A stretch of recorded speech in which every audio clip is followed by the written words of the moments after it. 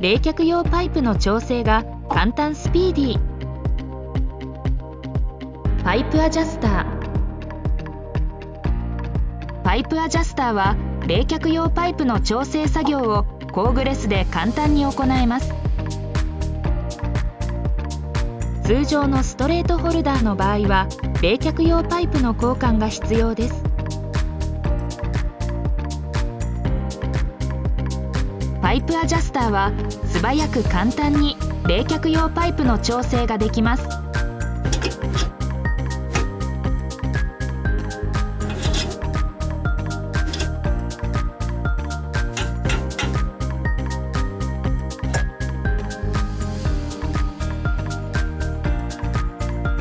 ロックナットを締め忘れた場合でも給排水アッシーが抜け落ちることはありません。